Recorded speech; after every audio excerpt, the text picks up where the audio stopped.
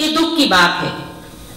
तो कहते हैं ईश्वर नाम अमूल्य है, दामन बिका न जाए, तुलसी अचरज देखिए कोई ग्राहक न आए। उसका उत्तर देते हैं तुलसीदास जी, उसका उत्तर भी दे रहे हैं और कहते हैं तुलसी पिछले पाप से, तुलसी पिछले पाप से हरि का नाम न सुनाए। हरि का नाम सुनना नहीं चाहता है क्योंकि वो पापों से ग्रस्त है। जैसे ज्वर के वेग से भूख विदा हो जाए। तो कहते हैं कि है ना, जिस तरह से मनुष्य को जब बुखार आ जाता है, उससे ग्रस्त हो जाता है, तो उसको अमृत से अमृत जैसी वस्तु उसके सामने क्यों न ला दो, फिर भी उसको वो लेता नहीं है। कहता है मेरी तबीयत ठीक नहीं है, मेरे सामने इन चीजों को तू मत लेकर आ। कभी कभी उसकी इच्छा होती भी है कि चटपटी चीज मैं खा लूं, सामने आते ही कहता है मुझे भूख नहीं है, मेरे मुंह का स्वाद बहुत खराब है। उसी तरह से जब पाप रूपी ज्वर से जब मनुष्य ग्रस्त होता है, उसको ईश्वर की बातें अच्छी नहीं लगती हैं, ईश्वर का नाम भी नहीं सुहाता है, यहाँ तक कि वो ईश्वर को मानता भी नहीं है। कहता जा यहाँ से, कोई ईश्वर विश्वर नहीं है। तो इस तरह से पाप रूपी ज्वर से जब मनुष्य ग्रस्त होता है, उसे ईश्वर का नाम भी नहीं सुहाता है। उसको अच्छा लगता है नाच गाने, सिनेमा, पार्टी, इन सब चीजों में उसको मजा आता है। क्या ऐसे मनुष्य को प्रभु के दर्शन हो सकते हैं? कभी नहीं हो सकते हैं। सांसारिकता से वो पूरी तरह उसमें वो गोते लगा रहा है। यजुर्वेद का 17वां अध्याय 31वां मंत्र है, वो इस चीज को स्पष्ट करता है कि ऐसे लोग कौन लोग हैं जो कि ईश्वर के अपात्र हैं, जो कि ईश्वर के दर्शन नहीं कर सकते हैं। तो आज मैं पात्र की बात नहीं कर रही हूं, आज मैं अपात्र की बात कर रही हूं कि कौन से ऐसे लोग होते हैं जिनको ईश्वर के दर्शन इस मानव चोले में नहीं हो सकते हैं। तो ये 17वां अध्याय यजुर्वेद का 31वां मंत्र है। कहता है न तम हो न तम हो नाईमा जजानान दुष्माकमंतरम बभूव निहारेण प्रावृता जल्पया वसुत्र उक्त शासन चरंती।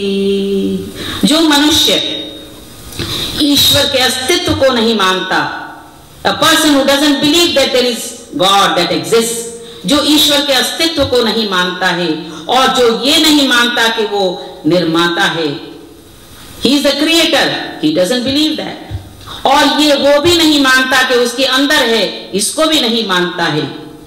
तो जो ईश्वर के अस्तित्व को नहीं मानता है, ईश्वर उसके अंतरात्मा में है, उसको नहीं मानता है, ईश्वर ने इतने उपकार किए हैं, उसको नहीं मानता है, ऐसे मनुष्य को ईश्वर के दर्शन नहीं हो सकते हैं। क्योंकि वो कहाँ पड़ा हुआ है, वो कोहरा जब होता है उससे वो ढका हुआ है, अंधकार में, अज्ञानता में। तो 4 तरह के लोग बताए हैं इस मंत्र में कि जो कि ईश्वर के अपात्र हैं। और वो 4 तरह के लोग कौन से हैं? एक होता है अज्ञानी, the one who lacks knowledge. There are 2 types of knowledge. One is spiritual and one is materialistic, worldly knowledge. So everybody is expert in worldly knowledge, but to get spiritual knowledge you need to have, अध्ययन और स्वाध्याय की जरूरत पड़ती है। तो प्रश्न ये उठता है, अज्ञानी कौन है?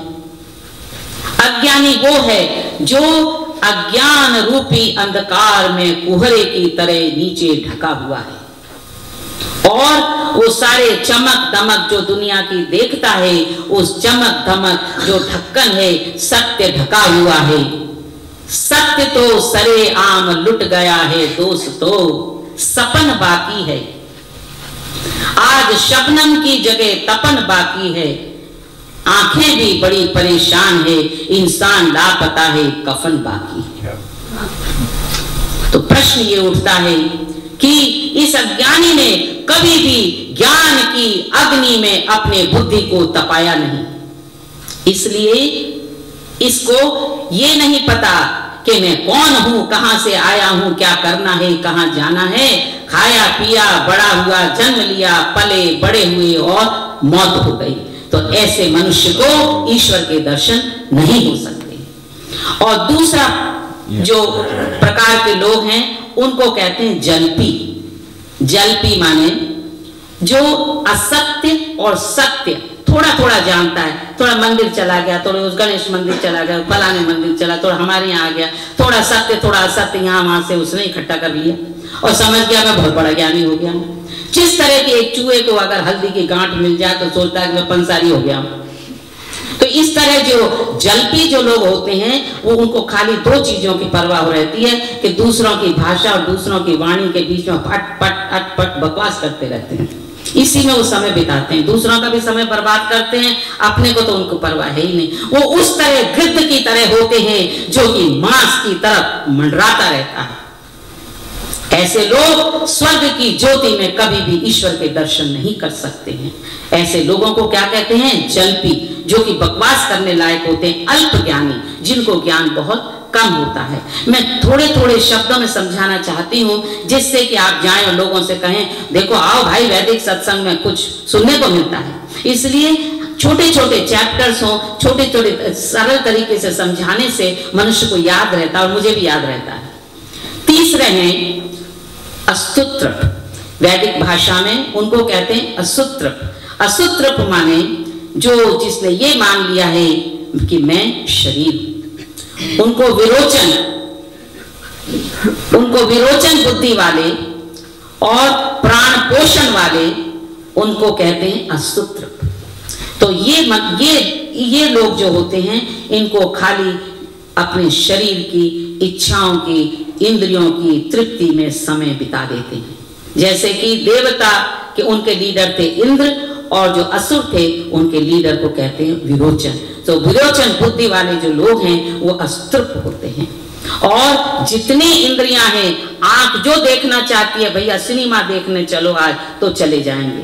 कान से कुछ अश्लील सुनना हो सुन लो भैया। हर तरह की जो इच्छाएं हैं उसको पूर्ति करने में उसका जीवन बीत जाता है और खाओ पियो और मस्त रहो, ये उसका जीवन होता है। तो ऐसे मनुष्य क्या आप ईश्वर के दर्शन कर सकते हैं? कभी नहीं कर सकते हैं। जो कुछ भी हम करते हैं, श्री कृष्ण ने गीता में कहा है युक्ताहार विहारस्य युक्त चेष्टास कर्मसु युक्त स्वप्नावबोधस्य योगा भवति दुःखः। कि हर एक युक्त माने सीमित, युक्त माने मर्यादा में। तो जो चीज हम मर्यादा में करते हैं, युक्त आहार, युक्त विहार, युक्त चेष्टा, युक्त कर्म, युक्त नींद, युक्त मतलब जागरण में, तो हर एक चीज जब हम मर्यादा में रखते हैं तभी हम योग की सिद्धि को प्राप्त कर सकते हैं। तो ये जो लोग हैं इन्हें कोई मतलब नहीं है कि आत्मा है कि नहीं है। इन्होंने जन्म लिया है कि शरीर समझ करके मैं, और परिभाषा क्या है कि मैं रिलीजियस हूं कि नॉन रिलीजियस, मैं आस्तिक हूं कि नास्तिक हूं। एक शब्द में नास्तिक की परिभाषा क्या है कि मैं शरीर हूं, और आस्तिक की परिभाषा है कि मैं आत्मा हूं। तो इसलिए ये अस्तृप जो लोग होते हैं ये खाली खाने के लिए तैयार रहते हैं। भजन को है आलसी, भोजन को तैयार, तुलसी ऐसे जनन को बार बार धिक्कार। तो ऐसे लोग जो होते हैं उनको समाज में कोई पूछता नहीं है, क्योंकि वो खाली खाने पीने और सोने के, this is Epicurean theory where people live only eat, you know क्या कहते हैं, ईट मेरी, क्या बोलते हैं उसको, eat drink and be merry, that is Epicurean theory. और कोई मतलब नहीं है उनको दुनिया से। तो इस तरह से जो मनुष्य खाली अपने को शरीर की तृप्ति करता रहता है वो विरोचन बुद्धि वाला होता है। और जो मनुष्य जो है आत्म दर्शन के लिए काम करता है और सम्यक ज्ञान को इस्तेमाल करता है, वही मनुष्य जो है प्रभु के दर्शन प्राप्त कर सकता है। और चौथे तरह के लोग जो कि ईश्वर को प्राप्त नहीं कर सकते हैं, जो ईश्वर के अपात्र होते हैं, उनको कहते हैं उक्त शास्त्र। उक्त शास्त्र ये वेद की भाषा है।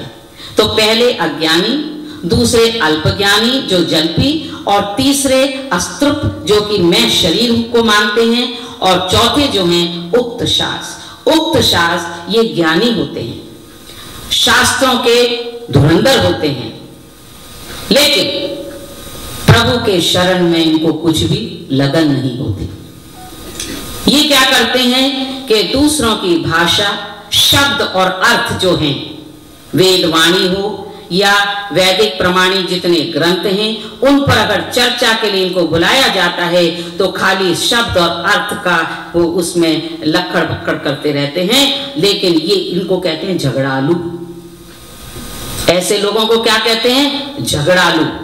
तो अस्त्रुप पेटू होते हैं, ये झगड़ालू होते हैं। तो इन्होंने ज्ञान पाकर भी संसार के लिए कोई अच्छा काम नहीं किया।